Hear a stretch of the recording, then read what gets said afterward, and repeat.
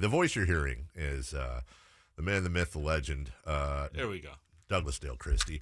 And, first off, great to see you. Great to have you in.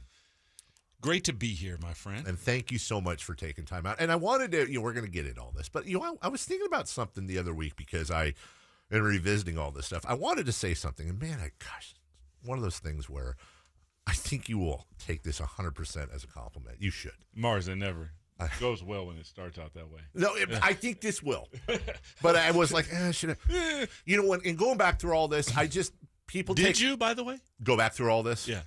I did not. Yeah, good. And we'll try to keep this listen, we didn't want to do a whole, Game 6 was rigged conversation, the whole thing, where there's a lot of positives that happened that year. Absolutely. Trying to keep it happy. Yeah. But I want to say this. Speaking of, we were playing an old take by a media guy who was saying the Andrew Wiggins trade was terrible, he sucks and all that. And going back through all this stuff, I came on to a topic. I wanted to say this because this July I will be married 15 years. Oh, congratulations. Thank you. Huh? What do I say to your wife? What's wrong with you? Are you blind? I love her to death. One word. Why? Yeah. It was you. Congratulations, her booby prize. There's still time. Okay. So, but I remember a time when young Doug Christie and Jackie Christie were made fun of, were scorned, my God, she follows the bus, she goes on the this and that, blah, blah, blah, blah, blah, blah, blah, blah, blah. Yeah. How many years you been married? This will be 27. And not a day goes by, and I'm certainly not making any light of this, not a day goes by, it seems, where we don't hear about some sort of scandal, some sort of athlete involved, this, that, whatever, doing this, doing that, whatever. You guys are still so much in love. You have a beautiful family. Yeah, thank you. And back when in 2002 was way before I got married. Mm-hmm. Now I've been married 15 years. I think about that and I go, you know what? They got it right. Mm-hmm. They got it right, and they're an example, especially in that world. So congrats. And your wife is lovely. Yeah. I appreciate that, man. It was when you're in the storm like that and daggers are being thrown and different stuff. She wanted to respond a lot, and I used to tell her, this is a point where you keep your head down because this is my job. That's this is what I have to go do. But what we will do is we will go arm in arm. We will figure it out, and we will make it through.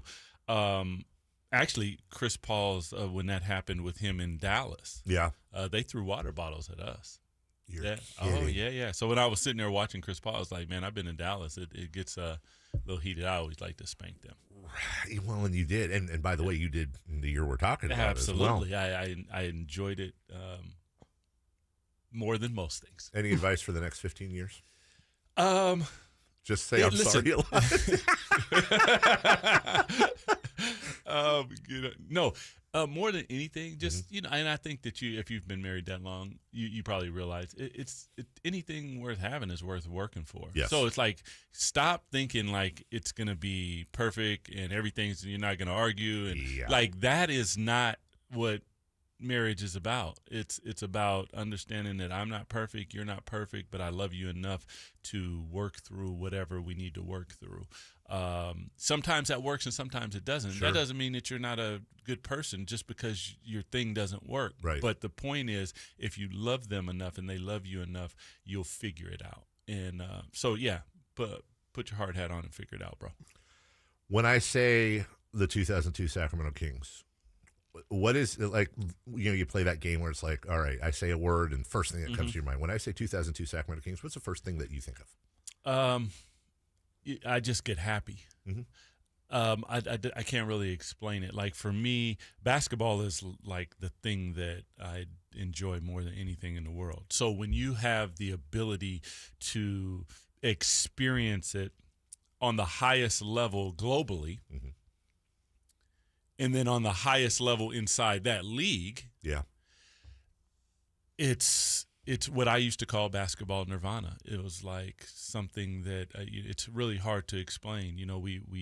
We got along, and even in that, like, were there times where we went at each other? Yeah, that's why that Jimmy Butler thing that happened with Udonis Haslem, when people were going off, I was like, that's not bad, right? Because the culture and the environment is strong enough to handle it, and they'll be fine. That happened with us. We went at each other. I got undercut by Lawrence Funderburk in the Western Conference Finals and still have a lump on my back and screamed and got sent home and bumped heads with Bobby and got sent home before practice. And, guys would go at each other. But it was so much joy and so much happiness, man, that it overcame anything. That's probably, I don't, like, if I was in a different situation and felt that kind of pain that we didn't win, that would be real bad. Like, it's bad now. Sure. But when I see Chris, when I see Vlade, when I see Peja, when I see Bobby, when I see Mike, whenever I talk to Jay Will, any of those, it's like we never left each other. Right. So it just brings me joy, man. Have you experienced anything like that at Pepperdine or in Never. LA or Toronto, anything? Never. It was it seemed like, and by the way, nobody challenged, I assume nobody halfway challenged Rick Adelman to a fight, right? No. Jay Will did come out of halftime after being told, because we were missing a lot of threes, do not shoot three, and he did come out and jack up a three. Oh, did he? Yeah. Love him to death.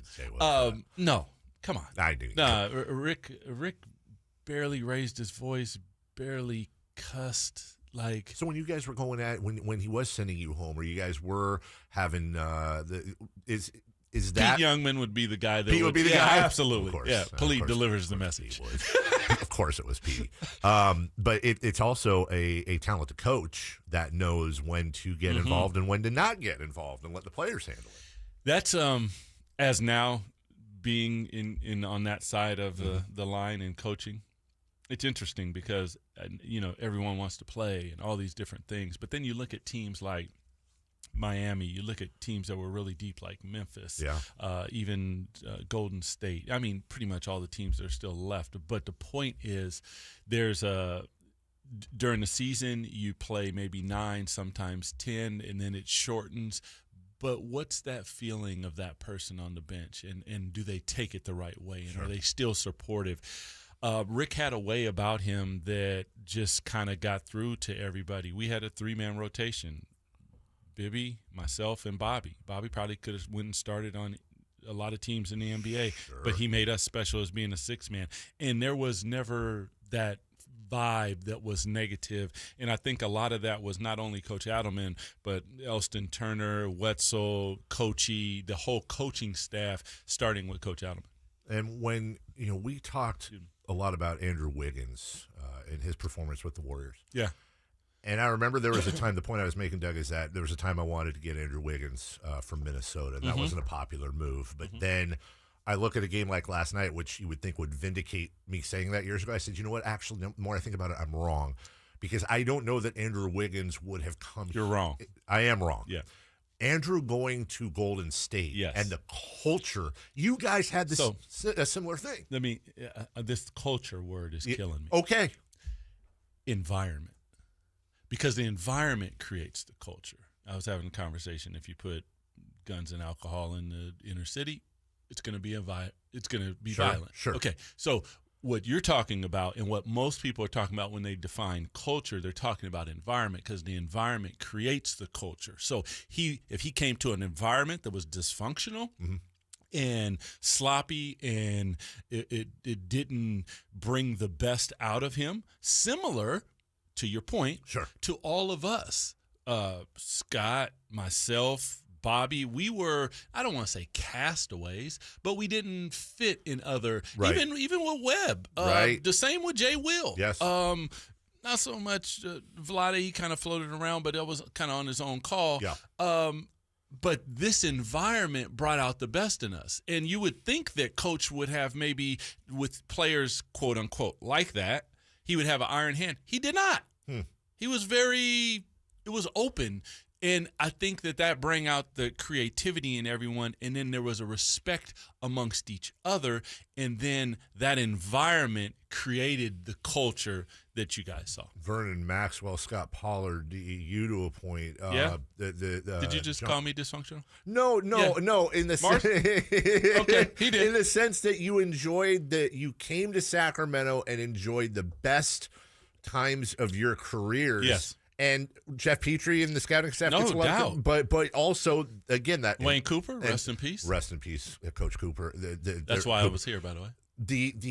I love what you said about the environment. Yeah. The environment also allowed you to flourish as well. All right, we'll take a break. Doug Christie's in studio with us, and he will be with us all the way until 9 a.m. as we revisit 2002 behind the scenes and everything that, I know you guys are with me, just getting absolute goosebumps over that whole thing. And I want to talk to you, speaking of goosebumps, well, when that air conditioner is set way too low, you might be a little chilly. It's going to be 100 degrees twice this week. You want to make sure everything's working properly. I've told you about the $49 air conditioning and furnace tune-up. Let me tell you about a half-off air conditioning deal. Listen, American Energy's got you covered. They're going to give you half-off AC purchase, plus they're going to install a free indoor air quality upgrade. Yeah, free. Take advantage of the limited time offer. Call it a day. They're local. Sacramento since 1981. A+ with the Better Business Bureau. As a matter of fact, I've got American Energy coming out to my house today at 11 a.m. to do my $49 tune-up. Take advantage of that as well. Your second opinion partner. They're local, 916-520-9990. 520-9990. AmericanEnergyAir.com. That's AmericanEnergyAir.com. Give them a call. Go on the website. You tell them Carmichael Dave sent you. Now, Doug, when we talk about the chemistry, when we talk about the talent level, I want to talk to you also about defense that year, because defense is a huge subject right now in these parts. That year, the Kings led the league in opposing field goal percentage, and you were the quarterback of that defense. Uh-huh. You were the defense guy. Right. Listen, and I say this with all love and respect, but Mike Bibby, Vlade Divac, Peja, these guys were not known for their defense. Right. Although I always say the way Peja guarded Dirk in those playoffs, that was some of the best defense I ever saw him play. He could play.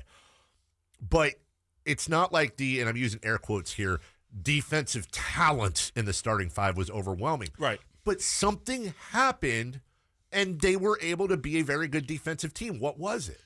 Because defense isn't what people necessarily think. So I always say defense, first of all, it's catching the first move. If you can catch the first move, that allows the help to come. There's no Hakeem Olajuwon, Dikembe Mutombo. There's no straight line drive defense. Sure. Okay, so we're challenged, and I think this is what you saw Jay Kidd do with Luka. Yeah. Can I get 3 seconds? Yep. 3 seconds. 3 seconds is pretty much catching the first move. Sure. That's in essence what he's saying to him. When you look at that team, defense is very much communication, because if we do a shell drill, and for those of you, we do a shell drill, and that means the ball is at the top. Where are you supposed to be predicated to where the ball is? I pass the ball to the wing. Now everyone shifts. Where am I supposed to be? So if you just do that, and then you communicate, and you know your scouting report, you should be decent.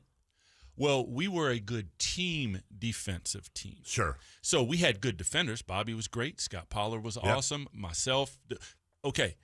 But I didn't really have to peek behind me when I was sticking my guy. And that helps when you're guarding Kobe, when you're guarding these really good players, because you don't want to peek, because if you peek, he's gone. Right.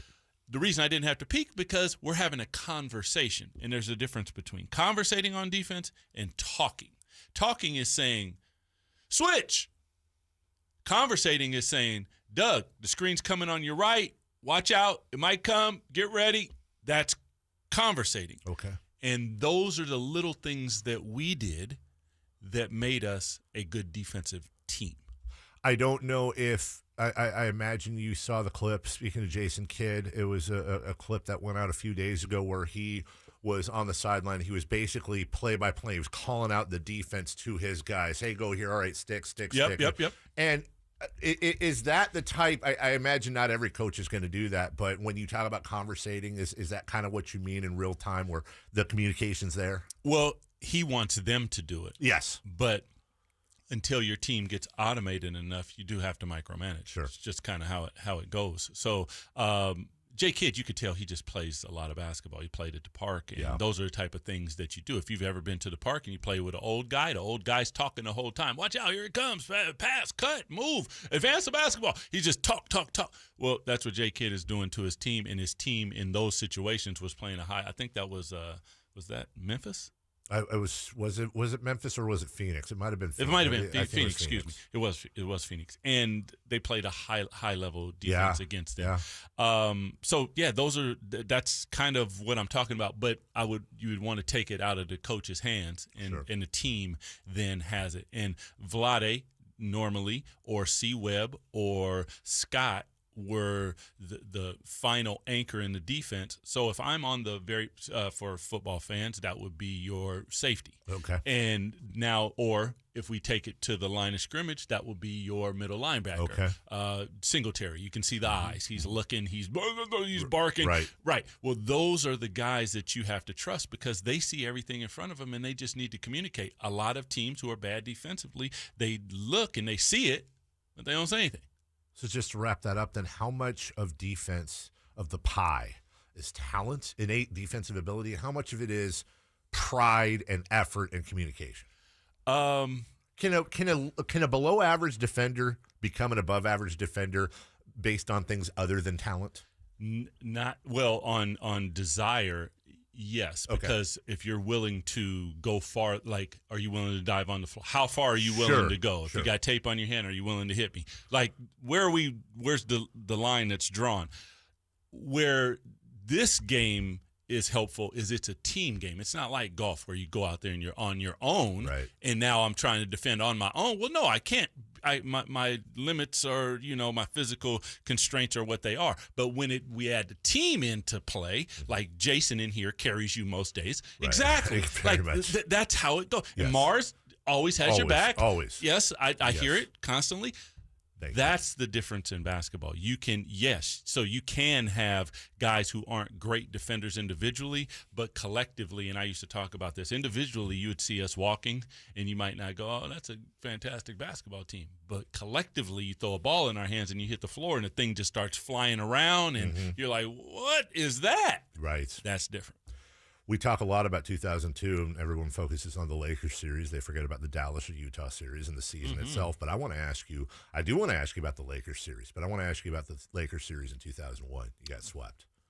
Is that where 2002 started? Yeah. From the stand, a couple of things. I think Bennett Salvatore sent me home in the last game, and I asked him to. He said, say it again, and I said it again. He said, say it one more time, and I said it again. He said, if you say it again, and I said it again, and I met everybody in the locker room. Okay. Yeah, Bennett, love him. Yeah. But yes, because I can't, I would, Mars, you might look this up, but I don't remember those final scores, but it was 8, 10, 12. It wasn't like they beat the hell out of us. Sure. And I think what it said to us is, we're a lot closer than we think. If that's the best team in basketball, and then we go watch them beat the hell out of other people. Right. I think, at least for me, I won't speak for my teammates because that's. He's got the scores, by the way. Oh, do you? Go ahead. Yeah, I mean, they were every game was close except one. So game one, you guys lost in LA, 108-105, 3-point loss. Second game in LA, 96-90, 6-point loss. Game 3 at home, 103-81. Yeah, we'll just forget that one. And then game 4, again, another close game, 119-113. Yeah, that's the one Shaq fouled out. Okay. Yeah. And right then we were like, okay, this is doable. Like, what? And I have to think that Jeff Petrie and Coach Adelman, they got in the room and they said, guys, like, we're super close. Right. That's like, these guys are alpha dog prime. Yeah. Shaq, like running. Whoa. Yeah. And Kobe's like young, out of control. Yep. And even all the others for them were young and we are right there. And that's learning how to win, knowing how to win, taking advantage of the penalty, getting some calls, getting some respect from the referees. Did I just say that out loud? Right, okay. Right, but that all those things mean something. And I think at that moment we learned that this is really possible. It's not like the juggernaut that everyone else sees them as. Because I will give them, like, listen, as much as people want to whatever, you got to give the Lakers credit. Of course. That was an incredible team, incredibly coached, like one of the best. And I think the rest of the league saw them that way. We did not view them like that. We viewed them like we're better than you. Were you more angry or more motivated, excited? I don't know what the word is after that fourth game sweep.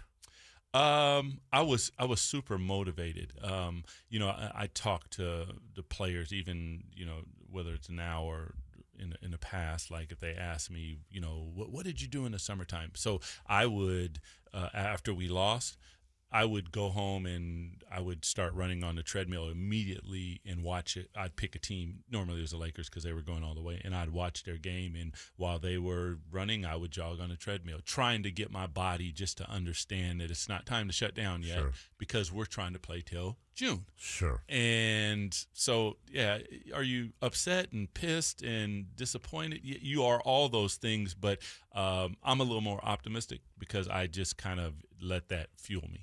When we come back, when did Doug and his teammates know they had something special in 2002? And what was it like to live in Sacramento in 2002, go out in public and see people on the street? Doug Christie in studio with us as we celebrate 2002 week. And we want to thank Power Business Technology. Visit them at powercopiers.com, Two Rivers Roofing. Visit them online at Two Rivers Roofing Inc. That's inc.com. Back with Doug Christie next. Sports 1140 KHTK.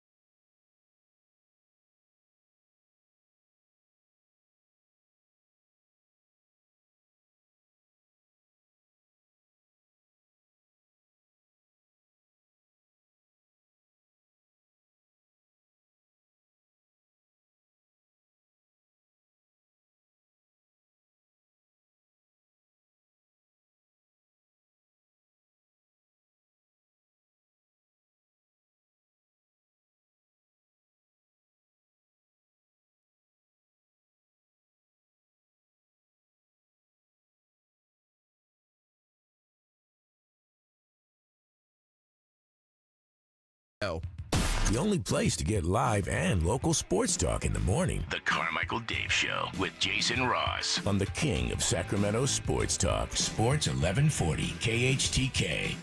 Doug Christie in studio with us. Bobby Jackson, we think. Oh. Listen, and I say this, you know, listen, it's a love, mutual admiration society for Bobby Jackson. But it's also 8 a.m. tomorrow. Did you say you think? It's Bobby. I'm going to say, I'm calling poo-poo. 8 a.m.? 8 a.m., dude. Bobby at 8 a.m. I'll tune in at 8:15. Will we have him on the phone? Oh, yeah, he'll be pulling up. Hey, Dave, how you doing? Hey, what's happening, man? My bad. Oh, my bad.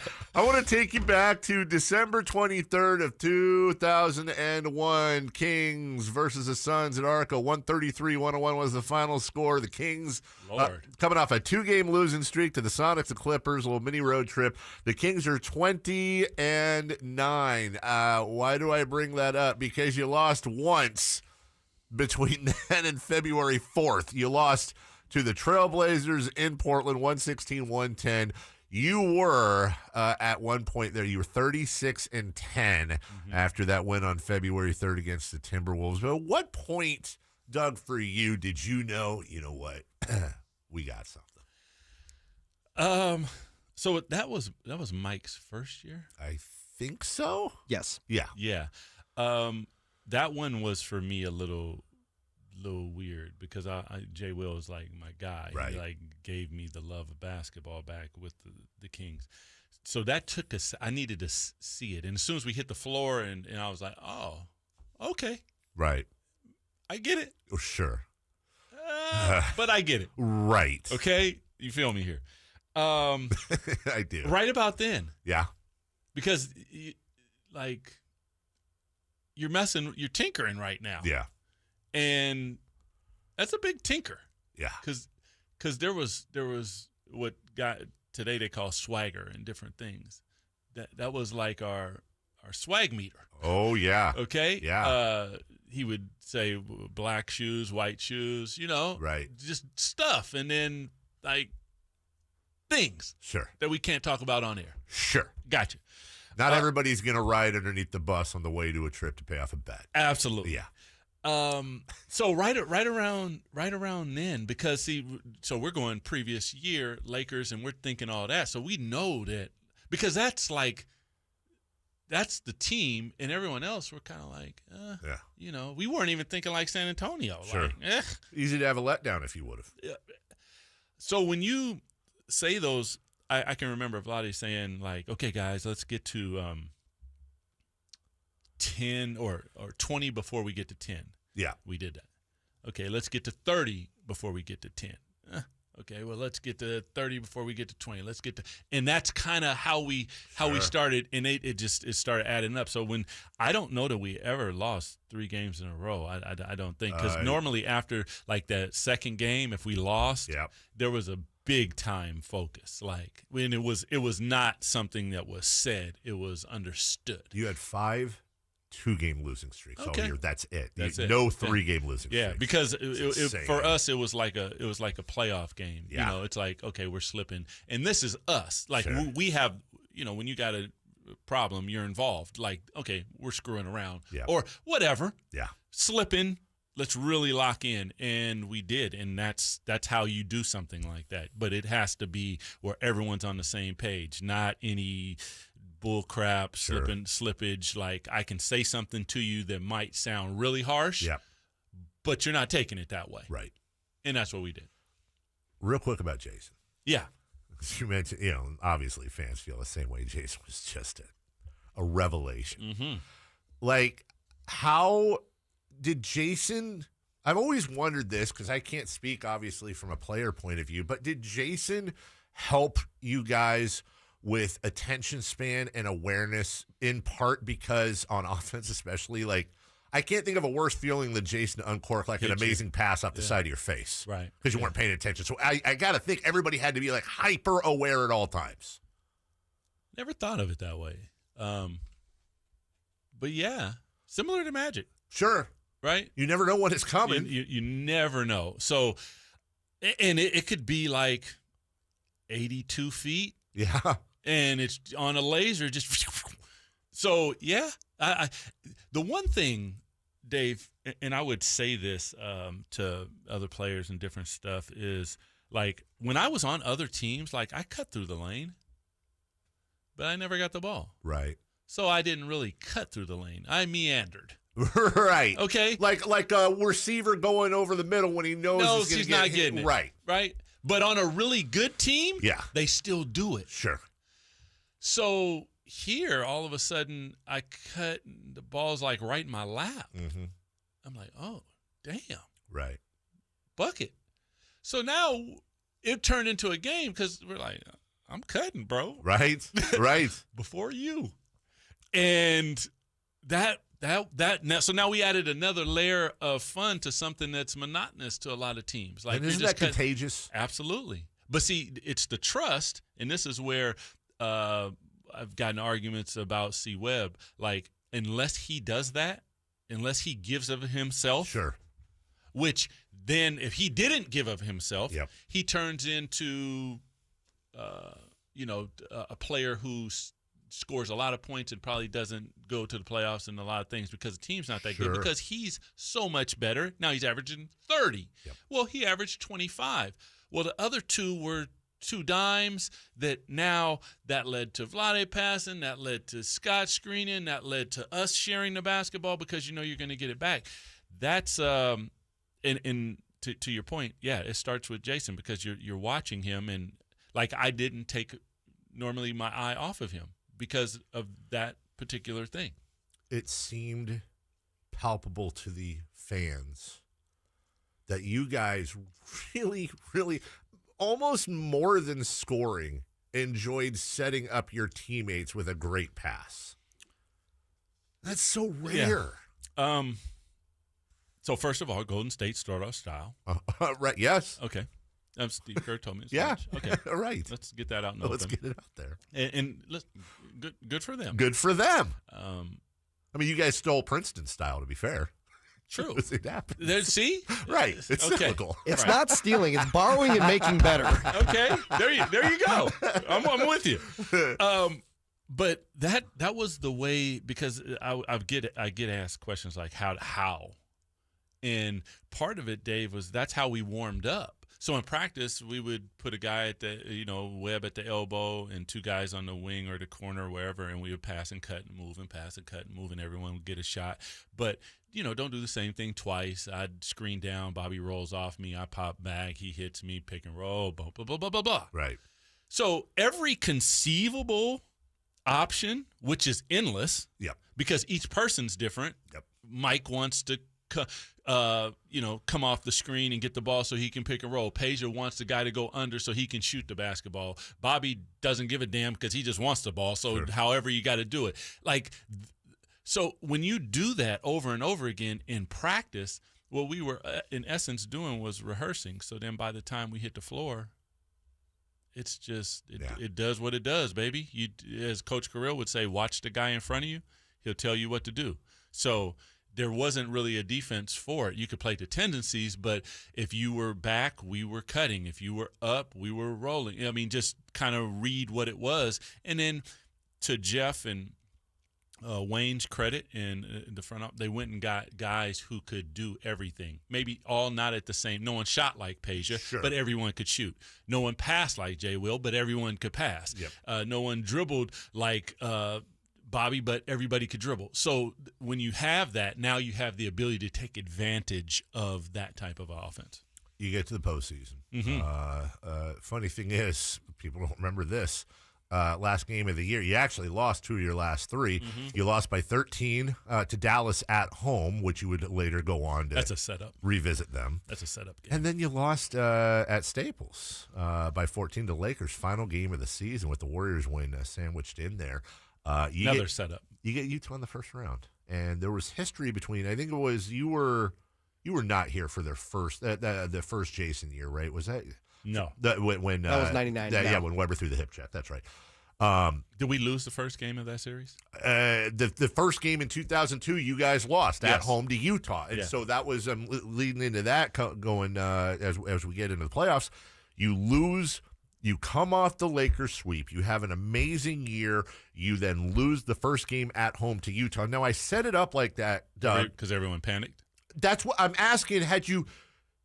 We think certain ways as fans, but as an athlete, as somebody there on the lines, you're not thinking about the Lakers series from the year before, I would assume. And I don't know if you're thinking about the season itself, but were you a little panicked after that first game? No. Okay. But what we were is we realized that we need to relax and do us. Sure. It's the playoffs. Like, we're okay, here we go. We're in the playoffs. That's not us. Right. We're more like, yo, we're in the playoffs. Let's go, baby. Right. Here we go. Right. And that's not what we were in the first game. And after that, it was light work. We kind of found ourselves. And that takes a second, which I'm going to jump ahead, Sure. but we'll come back. The same thing happened in Game 1 versus the Lakers. That's another thing, exactly. You guys That's lost. the one that people don't talk about. No. That's actually the one that got us. That's the one that got you? Yeah. Well, we skipped through. No, we didn't get there yet. You didn't get there yet. You beat Utah, which, by the way, back then going into Delta Center beating Utah was no small task either. Spectacular. Yeah. Yo. Yes. Did you go to any of those games? The ones in Utah? Yeah. Not in Utah. Went 2-1 at home. Yo. There's atmospheres Mm-hmm. and there's Utah. Yes. Okay? I mean, Ooh.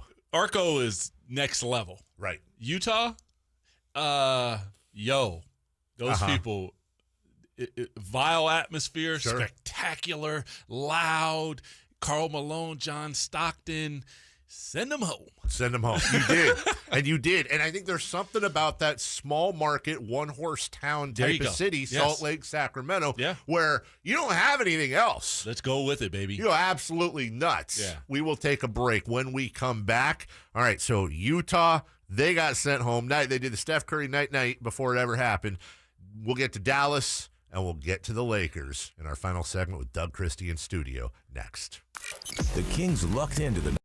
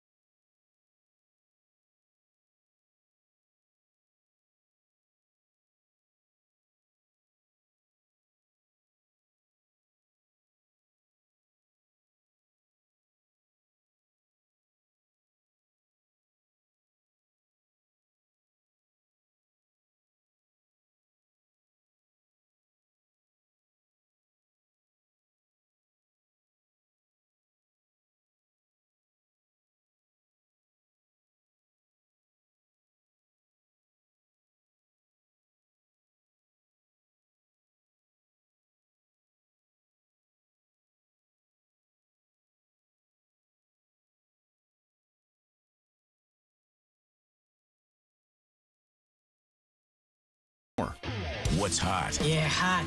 Real hot. and what's not. It's not good. Brought to you by American Energy Air and Solar, Sacramento's complete heating and cooling company and second opinion partner. What's hot is Steve Kerr in the playoffs. The Warriors have taken a 3-0 series lead for the 11th time under Steve Kerr. Kerr matches Phil Jackson for the second most instances of taking a 3-0 series lead by a head coach all time. Only this coach has more with 13. Gentlemen, care to take a crack at that? What was the question again now? So, We were laughing about something. Steve Kerr has Yeah. taken a 3-0 series lead for the 11th time with the Warriors. Okay. That ties him with Phil Jackson for second most all time. Who has the most 3-0 series leads for a head coach all time at 13? Red Auerbach. No. Pat Riley? No. Eric Spoelstra? No. Cut it out. I don't know. I'm just... Rick Adman? No. That maybe is It's a really obvious answer. Jerry Sloan? Really? No. It's a, Greg Popovich. There you Oh. go. Damn it, it was really obvious. yeah, that is. And what's not? The Mavericks when Luka scores 40 plus. The Mavs have lost 4 straight playoff games where Luka Doncic scored 40 plus points.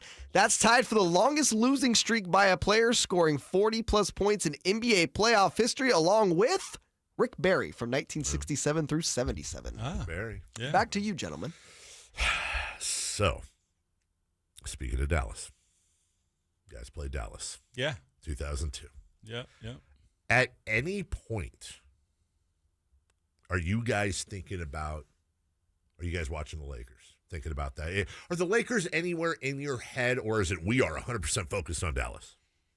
No, we watch the games in the locker room all the time. Yeah. Like if you're playing before us or we're over at shoot around at the old facility. Or were we in the facility then? Yeah, we were in the I think facility. so. It's just And old. they have stuff. Yeah, we totally. Like, see, we weren't like that. Like, Right. We weren't afraid of them. We knew that it was probably going to come down to that. So, whatever, how they playing, let's see. And but that Dallas series, I can remember. So they ran this. It's not odd today, but what they call a zero side tag, meaning that like they ran Nash and Nowitzki on a pick and roll, and no one was on that side. So when Nash came off and Dirk Nowitzki popped, there's nobody to rotate. So we go to practice. And what was did they beat us one of the games at home? So you guys beat them in game 1, 108-91. They got you in game 2, 110-102. So we go to practice, and coaching staff is just like working on this thing. And we're probably, it seemed like 30 minutes, maybe it was 15, whatever. Webb kind of looks, and he's like, yo. He walks, because, after you run the play, then you go back to your set position. So as he walks by, he's like, yo. I'm like, we got this, bro. Come on, let's move on. And he's like, Coach, we got it. We're good.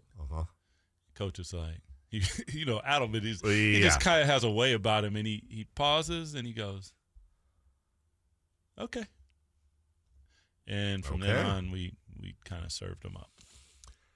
I seem to remember, and I apologize if my memory is wrong here, and it was more you or somebody else, but I remember Peja on Dirk, and I didn't know, and I remember it late in the game a couple times. It's very hazy, and I remember thinking to myself, "Oh my!" Well, if yours is hazy, I know. Okay, right. Well, you're in better shape than me, though. Your brain, you got a few more cylinders firing back there, so. Because I remember coming away going, oh my gosh, that's the best defense I've ever seen Peja play in my life. And Dirk was 8-24, 6-15, 9-28. I know it wasn't all Peja, though. It may not have even been the bulk of Peja, but you guys obviously developed that game plan for him. Without really remembering it that way. Sure. I would say, like, whenever we went into something like that, it was, these are your principles. We got your back. We got your back. It's like we're guarding Kobe. I'm like, listen, coach, like there's Shaq over there. Yeah, right. We're not double teaming him. Let's worry about him. I'll take the 40 as long as we win. we'll work it out. But with Dirk, I think part of it is, and this is where matchups are interesting. When you look at a guy like Dirk, as big as he is, Paige is big. Man. Sure. You don't really realize until you stand next to the silky Serbian and you just go, damn, man, you're like 6'10". Like, you're a big guy. So, and he was just as mobile. So, and just as strong, you know. Yep. So when you put that together, like, all you got to do, catch the first move. If he spins, he gets by you. That's our job. We'll be there for you. And then on top of that, we're putting pressure on them on the other end, attack him because he can't hide on Webb and he can't stick Peja. Yep. So attack him, and that put pressure on them as well. So more than anything, just communication of you got it and we got your back. I purposely left us 6 minutes and only 6 minutes to get into the Lakers series because I really wanted to be fair to the rest of the year, Utah, Dallas, and all that, because so much is about the Lakers series. Absolutely. Last thing about Dallas, that final game, Arco beat LA. You guys okay? Did that pump you up? Were you okay with that? Fans wanted the Lakers. Yeah. It was time. Yeah, I mean, it was inevitable. Yep. Like, for us, if, like, San Antonio beats them, we probably, like, okay, we're going to beat you guys, right? But it's not the same. We need to exercise this, and I could get it. Like, for us, it's not like, whoa, yes. Sure. Then we're not. I don't think we were thinking like that. But our fans are our fans, and they wanted it, and we were going to try to bring it to them. White towels were waving. We were white hot before Miami. There's been a lot of thievery, Mars. There have. Yeah, I'm just saying. Yeah. We were white hot before Miami. Yeah. If Boston starts saying "feel the roar," which I don't know how that would apply, I'm gonna have a problem there. So 106-99 game one. You ever heard of Leprechaun Horror? You always got a spit take on YouTube. Come on. From Doug. Yeah. 106-99 is the final game one. Kobe with 30, Shaq with 26, and you mentioned it earlier. Locker room after that game, how was it? Yeah, I don't really remember, but if I'm like if it's on like not what you would think, sure, not like super down. Yeah. I think so. When I think about that, and I when I knew I was doing this, and you know, sometimes people ask, sometimes daily, right. So there's a difference in playoff. This is why I always said it's important for like Fox to get to the playoffs and our guys, because you understand what you need to do in the summertime as soon as you feel the intensity. So there's playoff intensity. There's Western Conference Finals intensity. Sure. Okay? Sure. It's two totally different things. They had been there. We were playoff intense in game one. Mm-hmm. They were Western Conference Finals intense in game one. And I just don't think that we understood it. And after that, we were good. Sure. But that, to me, was the game that everything that's the one. I know there's a lot of controversy we'll talk about and all these different things, but to be honest with you, it was game one. If we're right in game one, that thing doesn't go past wherever sure it went. Yeah. Game 2, 96-90, you even it up, go to Staples, 103-90, you get the home court advantage back in game 3. Game 4. Oh, man. Yep. Well, if so, first of all, Samaki Walker doesn't count. Doesn't count. Okay. They changed the rule. Right. They changed the damn rule. They were there. I'll give you, like, think about the shot. Vlade, incredible help for me on Kobe, because I wasn't going to allow him to shoot a jump shot, and I wanted to be close enough, and he gets by me, and Vlade's there. Mm-hmm. Great contest, tips it out, knocks down the shot. There are people in this world that blame Vlade. I'm not one of them, but that blame Vlade for tipping it to Robert Ory. Well, you don't blame Vlade. You blame Magic Johnson. Because he did that versus the Portland Trailblazers. Here we are. There we are. Okay. Because we copy. Is that not what you said, Mars? Correct. You copy and do it better. Thievery. Well, so ours weren't better. Wow. Damn you, Mars. Dang it. Brought the whole thing my back. whole theory out the door. Right. But you know what? If you look at that game, that was probably one of our best. Like, we're up 20 in the first quarter. Yeah. Yes. like this it was is on. Like it's cracking. Everything 40-20 after one. Yep. And then even at halftime, I think we were winning up 15 or something. You were like up 14. 14. Going into half. And it was that damn shot. And when I walked off the floor at halftime, I can. There's not a lot that I remember about that, but I was like, I don't like that. But you come back in Game 5 at home after that heartbreak. The Mike Bibby shot off the Weber screen, which is beautiful. Bibby hits it. Still to this day, people say biggest shot in Sacramento Kings history. That's one of the biggest shots in NBA history. But okay, go ahead. Game 6. Yeah. No, skip over it? No. I mean, I wouldn't mind. Where it really gets me is like there's so many conspiracy theories. Like you foul out all of our big guys and you just get to do what you want. And then like we hear all this chatter. That's where it really sticks in your craw. But like to my point, if Game 1 doesn't happen, we don't even like we needed to handle our business. Sure. They are one of the greatest teams ever with two of the top 5, 10 players of all time in their alpha dog prime with arguably the best coach. Like, but we were probably one of the best teams, and you have to put the champ away. Like, come on, you have to do it, and if you don't, you leave all these other things that can happen, and all of them happen. Like boxing, don't leave it in the hands of the judges. Absolutely. They did average 22 free throws a game, and then they got 27 in the fourth. And then we didn't make any free throws in Game 7. So Game 7, overtime. Yeah. I have the box score signed by Chick Hearn on my wall, 2 of 20 from behind the arc, 16 of 30 from the free throw line.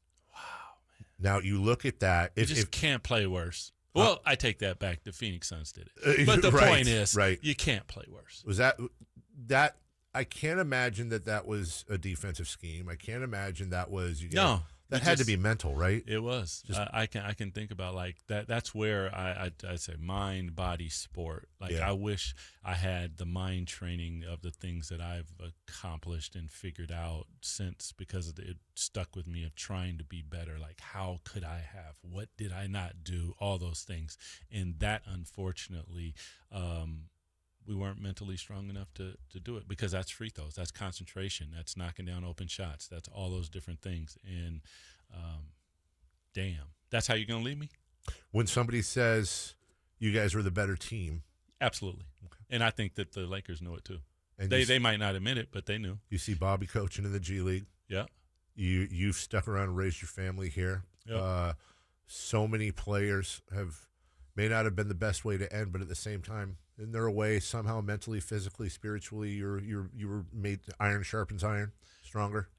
No doubt. I know that for a fact. It's a lot of what I was taught was the pain of what I experienced and what I continue to go through as an adult, and that's why I always say unfinished business. Like, it has to happen. Life lessons. No doubt. From Doug Christie. Doug, looking forward to hopefully we'll always see you around. Absolutely. Love you to death. That's Appreciate Doug Christie. Bubby Jackson tomorrow. Jim Rome is next. Bye-bye now.